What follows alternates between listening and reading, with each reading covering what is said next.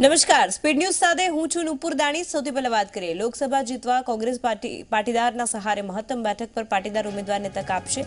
સૌરાષ્ટ્ર ઉત્તર ગુજરાતમાં પાટીદારનો દબદબો છે, જેથી અમદાવાદ પર પૂર્વ પર અહીંયા હિમાંશુ પટેલનું નામ ચર્ચામાં છે। અમરેલી એમ પ્રતાપ દુધાત અને મનુ કોટડિયાનું નામ ચર્ચામાં છે, ત્યારે મહેસાણામાં કોળી પાટીદાર આગેવાન જી.એમ. પટેલ અને એ.જે. પટેલ તેમજ કિરીટ પટેલનું નામ ચર્ચામાં છે। રાજકોટ લલિત કગતરા હિતેશ વોરાનું નામ ચર્ચામાં, ત્યારે શિવરાજ પટેલ અને પોરબંદરમાં લલિત વસોયાનું નામ ચર્ચામાં છે।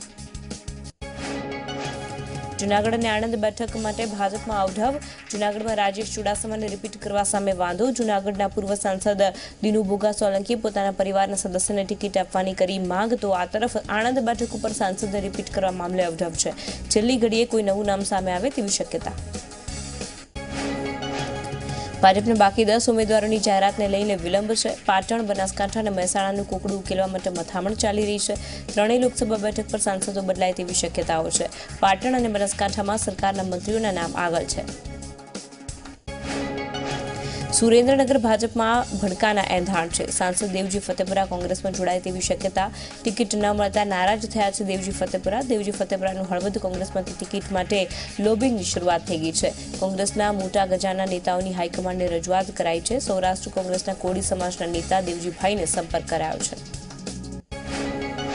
બારડોલીના બાબેન ખાતે વિજય સંમેલનનું આયોજન કરવામાં આવ્યું છે। મુખ્યમંત્રી વિજય રૂપાણી સહિત કેબિનેટ મંત્રી આ સંમેલનમાં હાજરી આપશે। આ સંમેલનમાં ભાજપના આગેવાનો અને કાર્યકર્તાઓ પણ હાજર રહેશે। મુખ્યમંત્રી વિજય રૂપાણી આ પ્રસંગે સભાને સંબોધન કરશે। પાટણમાં ભાજપનું વિજય વિશ્વાસ સંમેલન યોજાશે। આ સંમેલનમાં ઉપમુખ્યમંત્રી નીતિન પટેલ હાજરી આપશે। આ સંમેલનમાં દિલીપ ઠાકોર સહિતના આગેવાનો અને કાર્યકર્તાઓ મોટી સંખ્યામાં હાજરી આપશે। મહેસાણામાં ભાજપના વિજય સંકલ્પ સંમેલન કાર્યક્રમની મુખ્યમંત્રીએ દીપ પ્રાગટ્ય કરી શરૂઆત કરાવી છે। સીએમ રૂપાણીએ કાર્યક્રમને સંબોધન કર્યું છે। ચાવાળો વડાપ્રધાન બને તે કોંગ્રેસથી પછતું નથી તેમ કહીને વિજય સંકલ્પ સંમેલનમાં મુખ્યમંત્રી રૂપાણીએ કોંગ્રેસ ઉપર પ્રહાર કર્યા, તો સીએમ રૂપાણીએ રામ મંદિર, એર સ્ટ્રાઇક અને પુલવામા હુમલા મુદ્દે કોંગ્રેસની આકરી ઝાટકણી કાઢી। કોંગ્રેસે 55 વર્ષ દેશને લૂંટ્યા છે તેમ કહી સીએમ રૂપાણીએ કોંગ્રેસ ઉપર આકરા પ્રહાર કર્યા, તો ભ્રષ્ટાચાર સામે ચોકીદાર સામે ઉભો છે તેમ કહી વિજય સંકલ્પ સંમેલનમાં જુસ્સા સાથે સીએમ રૂપાણીએ કાર્યક્રમને સંબોધન કર્યું। રામ મંદિરને લઈ મુખ્યમંત્રીએ સંબોધન કરતા કહ્યું કે રામ મંદિર ભાજપ જ બનાવશે। કોંગ્રેસમાં લોકોમાં રામ મંદિર બનવાની તાકાત નથી તેમ કહી સીએમ રૂપાણીએ કોંગ્રેસ ઉપર પ્રહાર કર્યા। લોકસભાના પરિણામોમાં કોંગ્રેસ ભૂલથી જીતે તો પાકિસ્તાનમાં દિવાળી બનાવશે તેમ કહી સીએમ રૂપાણીએ કોંગ્રેસ પર આકરા પ્રહાર કર્યા। તો સીએમના કોંગ્રેસ પર પાકિસ્તાનને લઈ કરાયેલા નિવેદનમાં કોંગ્રેસ પ્રદેશ પ્રમુખ અમિત ચાવડાએ પ્રતિક્રિયા આપી છે। પ્રધાનમંત્રી મોદીને વિજય રૂપાણીએ સલાહ આપવી જોઈએ। પ્રધાનમંત્રીને પાકિસ્તાનને લવ લેટર ન લખવાની સલાહ વિજયભાઈએ આપવી જોઈએ। દેવજી ફતેપુરા પોતાની નારાજગીને લઈ ભાજપ સાથે છેડો ફાડી શકે છે। ફતેપુરાએ કોંગ્રેસના નેતાઓનો સંપર્ક સાધ્યો। ફતેપુરા જોડાઈ શકે છે કોંગ્રેસમાં। મહત્વનું છે કે માત્ર તેમની ટિકિટ કપાતા તેઓ પાર્ટીથી ભારે નારાજ છે। ફતેપુરાએ ધનજી પટેલ પર લગાવેલા આક્ષેપને લઈને ધનજી પટેલે જણાવ્યું કે પદ્ધતિ પ્રમાણે હાઈકમાન્ડ નક્કી કરે તે પ્રમાણે ટિકિટ આપવામાં આવે છે। ભાજપ પાર્ટીમાં પૈસા આપીને ટિકિટ નથી મેળવી શકાતી। તો દેવજી ફતેપુરાની નારાજગી મુદ્દે મુખ્યમંત્રીએ કહ્યું કે તેઓ ભલે નારાજ હોય પરંતુ તેઓ ભાજપ માટે કામ કરશે। તો ડીસાના ભોયણ ગામે ઠાકોર સેના ક્ષત્રિય ઠાકોર સમાજની બેઠક મળી। આ બેઠકમાં પાટણ અને બનાસકાંઠામાં ઠાકોર સમાજને ટિકિટ આપવા માટે હાકલ કરાઈ છે। ઠાકોર સમાજે કહ્યું છે કે જે પક્ષે ટિકિટ આપશે તેને ખુલ્લું સમર્થન છે, ઠાકોર સમાજની છે। લોકસભા ચૂંટણી 2019 માટે રાજકોટની ભાજપના ગઢ સમાન બેઠક ઉપરથી ભાજપના સિનિયર આગેવાન અને રાજકોટના વર્તમાન સાંસદ મોહનભાઈ કુંડારિયાને રિપીટ કરવામાં આવ્યા છે। ત્યારે ગત લોકસભાની ચૂંટણીમાં 2.46 લાખ મતની લીડ સાથે ચૂંટાયેલા મોહનભાઈ કુંડારિયાએ આગામી ચૂંટણીમાં વધુ મતથી જીતવાનો વિશ્વાસ વ્યક્ત કર્યો છે। મોહનભાઈ કુંડારિયા 1995થી ટંકારા પડધરીના ધારાસભ્ય તરીકે સતત 5 ટર્મ સુધી ચૂંટાયા। ત્યારબાદ મોહનભાઈને લોકસભાની રાજકોટ બેઠક પરથી વર્ષ 2014માં ચૂંટણીના મેદાનમાં ઉતારવામાં આવ્યા છે। તેઓ 2.46 લાખ મતની લીડ સાથે સાંસદ તરીકે ચૂંટાયા। રાજકોટના સાંસદ મોહનભાઈ કુંડારિયાને રિપીટ કરાતા કાર્યકર્તાઓમાં ખુશી છવાઈ ગઈ છે। રાજકોટમાં કાર્યકર્તાઓએ નાચગાન કરીને ફટાકડા ફોડી ઉજવણી કરી। ફરી ટિકિટ મળતા કુંડારિયાનું કદ વધ્યું છે। ભાજપે રાજકોટમાં મોહન કુંડારેને રિપોર્ટ કર્યા બાદ હવે રાજકોટમાં ખોડલધામ ટ્રસ્ટના ચેરમેન રાજ પટેલ લાગ્યા છે. આ પુસ્તકમાં લખવામાં આવ્યું છે કે ભાઈ આવે છે રાજકોટ.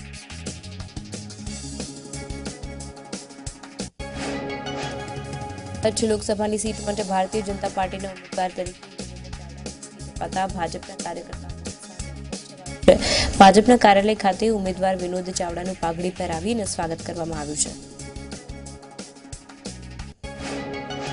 વડોદરામાં પૂર્વ ધારાસભ્ય ખુમાનસિંહની ઘર વાપસીને લઈને કોંગ્રેસમાં ભડાકો. કોંગ્રેસમાં જોડાવાને લઈને 200થી વધુ રાજીનામા પડ્યા છે. કોંગ્રેસ સમિતિ પ્રમુખ, તાલુકા પ્રમુખ સહિતના લોકોએ અહીંયા રાજીનામા આપ્યા છે. કોંગ્રેસ પ્રેરિત સરપંચો પણ રાજીનામા આપવાના મૂડમાં છે. વલસાડમાં ભાજપે કેસી પટેલને ટિકિટ આપતા તેમના ભાઈ ડીસી પટેલ નારાજ થયા છે. 24 કલાકના રિપોર્ટર જય પટેલ સાથેની વાતચીતમાં ડીસી પટેલે પોતાની નારાજગી દર્શાવી છે.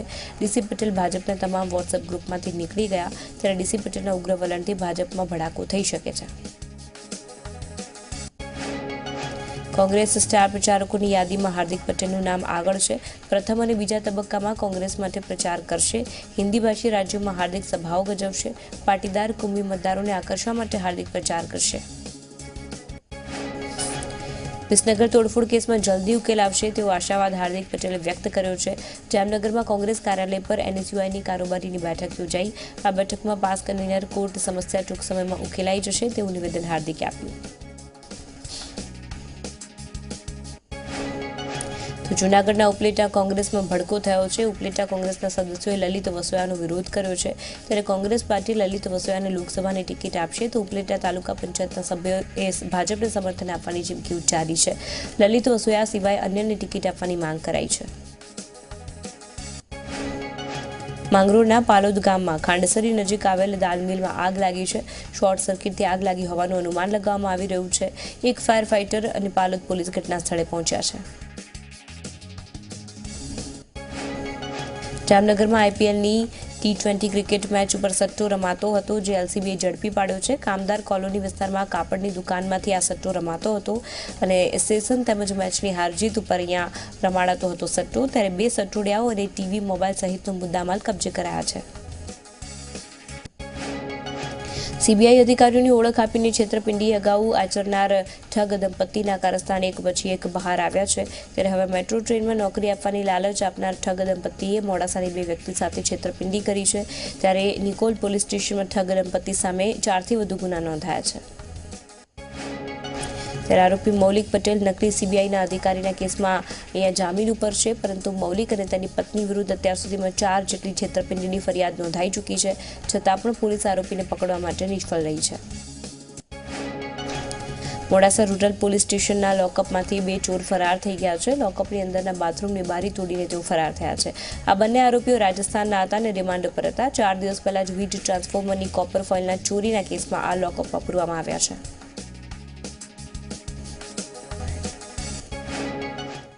એક મહત્વના સમાચાર આવી રહ્યા છે. અમરેલી બેઠકથી આ સમાચાર છે જેમાં અમરેલી બેઠક માટે કોંગ્રેસમાં અહીંયા ખેંચતાણ જોવા મળી છે. કોંગ્રેસના 3 ધારાસભ્ય દિલ્હી દરબારમાં પહોંચ્યા છે. ધારીના ધારાસભ્ય JV કાકડિયા દિલ્હીમાં છે. ત્યારે પ્રતાપ દુધાત અને વિરજી ઠુમ્મર પણ દિલ્હીમાં છે. પરેશ ધાનાણી, સુરેશ કોટડિયાના નામ સાથે સંમત છે તેવું સૂત્રોના જણાવ્યા અનુસાર અત્યારે બહાર આવ્યું છે. અમરેલી બેઠકના ઉમેદવાર કોંગ્રેસ માટે ખરેખર માથાનો દુખાવો બની ગયા છે. તો અમરેલી બેઠક માટે ચારે તરફથી ખેંચતાણ થઈ રહી છે. તો સમાચાર આવી રહ્યા છે કે અમરેલી બેઠક માટે કોંગ્રેસ અત્યારે અવઢવમાં છે. બધી બાજુથી ખેંચતાણ થઈ રહી છે. કોંગ્રેસના 3 ધારાસભ્યો આ મામલે વાતચીત કરવા માટે હાઈકમાન્ડ સાથે દિલ્હી પહોંચ્યા છે. સંવાદદાતા કેતન બગડા વિષય પર વાતચીત કરવા ફોનલાઈન પર જોડાઈ ગયા છે. જે કેતન, અમરેલી બેઠક માટે અત્યારે ચારે બાજુથી ખેંચતાણ થઈ રહી છે, શું વિગતો? નકુર, જણાવી દઉં કે અમરેલીની જે બેઠક છે લોકસભાની તેમાં કોંગ્રેસ દ્વારા ખેંચતાણ શરૂ થઈ ગઈ છે. આ ખેંચતાણ અત્યારે હાલ ચરમસીમાએ પહોંચી ગઈ છે. ધારીના ધારાસભ્ય જે છે જેવી કાકડિયા, તેમણે તેમના પત્ની કોકિલાબેન કાકડિયા માટે લોકસભાની ટિકિટ માંગી હતી, પરંતુ તે હાલ અત્યારે જીત પર આવી ગયા છે અને તેમણે પોતે જેવી કાકડિયા પોતે પણ લોકસભાની સીટ ટિકિટ માંગી રહ્યા છે. ત્યારે સાવરકુંડલાના કોંગ્રેસના ધારાસભ્ય પ્રતાપભાઈ દુધાત તેઓ પણ માંગણી કરી રહ્યા છે લોકસભાની ટિકિટ. જોકે ભાજપે લેવા પાટીદાર ને ટિકિટ આપી છે નારણભાઈ કાછડિયા, તેથી તેને લઈને કોંગ્રેસ પણ ક્યાંક ને ક્યાંક લેવા પાટીદાર જે ઉમેદવાર છે તેમને ટિકિટ આપશે, ત્યારે જે વિપક્ષના નેતા છે પરેશભાઈ ધાનાણી, તેમણે જેના ગુરુ છે, રાજકીય ગુરુ મનુભાઈ કોટડિયા, તે અગાઉની સરકારમાં તેઓ મંત્રી પણ રહી ચૂક્યા છે. તેમના જે પુત્ર છે સુરેશભાઈ કોટડિયા, તેમને લોકસભાની ટિકિટ આપવાની તેમની ગણતરી છે. જોકે જે અમરેલીની જે બેઠકની જે મથામણ છે તે હાલ ચરમસીમાએ પહોંચી ગઈ છે અને જે ચારે જે ધારાસભ્યો છે તેમાં ખેંચતાણ શરૂ થઈ ગઈ છે. જી આભાર કેતન સમગ્ર માહિતી બદલ. તો અલગ અલગ તમામે પોતાની દાવેદારી નોંધાવી છે. ચારે બાજુથી અમરેલી બેઠક માટે ખેંચતાણ થઈ રહી છે, ત્યારે ખાસ કરીને પરેશ ધાનાણી સુરેશ કોટડિયાના નામ સાથે સંમત છે. ત્યારે જોવાનું એ રહેશે કે આગામી સમયમાં કોંગ્રેસ કોને ટિકિટ આપે છે.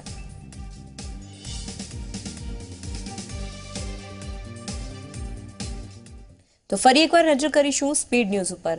અમરેલીના ચલાલાના સરભંડામાં દીપડાના આંટાફેરા સીસીટીવીમાં કેદ થયા છે. ગામના સરપંચના ઘરે રાત્રિના સમયે દીપડાના આંટાફેરા કેમેરામાં કેદ થયા છે.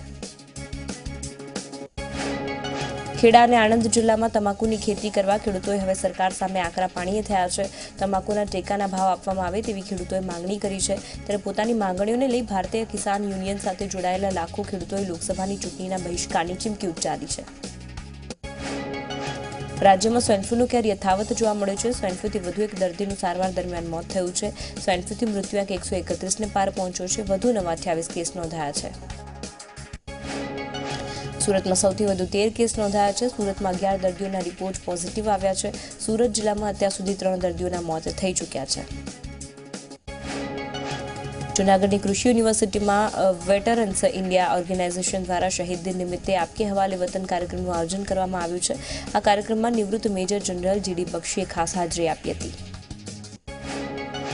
જૂનાગઢમાં યોજાયેલા આપકે હવાલે વતન કાર્યક્રમમાં નિવૃત્ત મેજર જનરલ જીડી બક્ષીએ પુલવામાના હુમલાને લઈને કહ્યું કે અમેરિકાના દબાણને વશ થઈ સરકારે યુદ્ધ ટાળ્યું હતું, પરંતુ નિવૃત્ત મેજર બક્ષીએ જનતાને અપીલ કરી છે કે ચીન મસૂદને ત્રાસવાદી ઘોષિત ના કરે ત્યાં સુધી ચીને બનાવેલી વસ્તુઓનો બહિષ્કાર કરવો જોઈએ.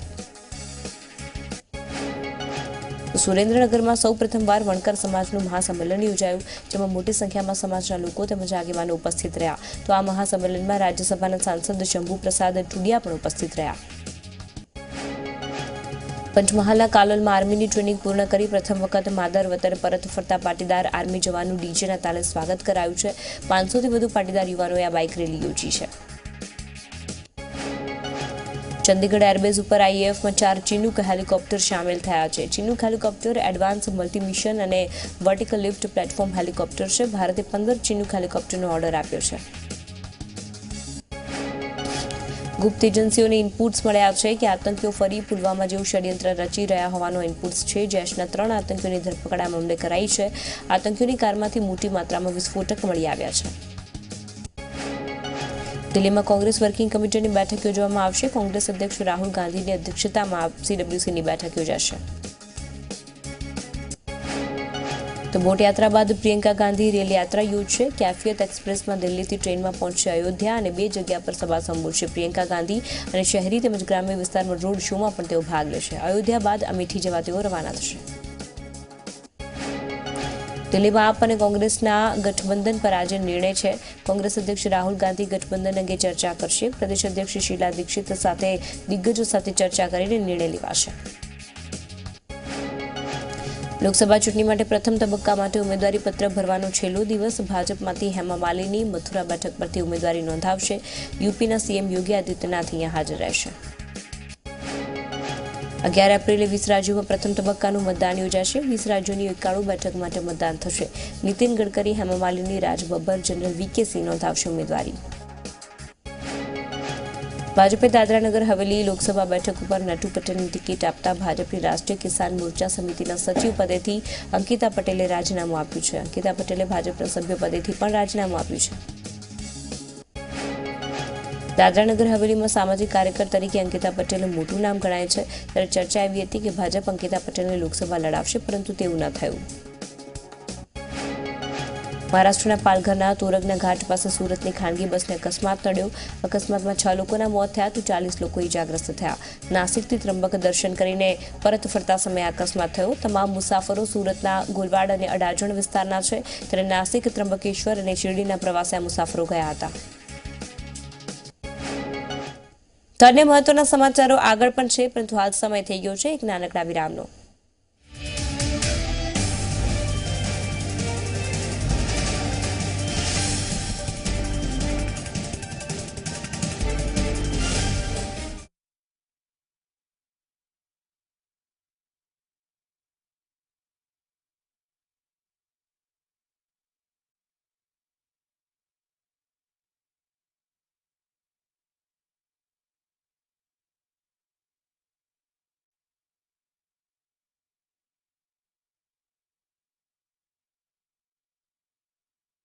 Co-powered by Ranji Smart Inner Wear।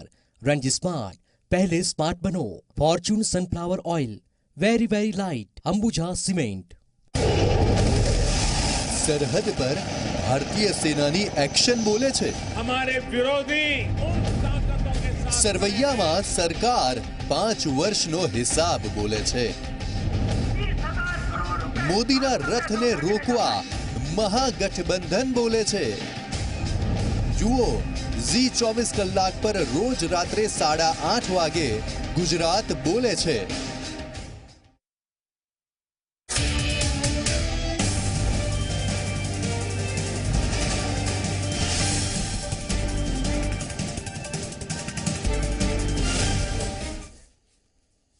Break બાદ સ્પીડ ન્યૂઝમાં સ્વાગત છે। આગળ વાત કરીશું। કોંગ્રેસે 10 બેઠકો પર ઉમેદવાર જાહેર કર્યા છે। બિહારની 3, જમ્મુ કાશ્મીરની, કર્ણાટકની અને તમિલનાડુની 1 બેઠક, તો મહારાષ્ટ્રની 4 બેઠક ઉપર ઉમેદવાર જાહેર કરાયા છે। તમિલનાડુના શિવગંગાથી કાર્તિ ચિદમ્બરમને ટિકિટ અપાઈ, ત્યારે હિંગોલીની ટિકિટ રાજુ સાતવને બદલે સુભાષ વાનખેડેને અપાઈ।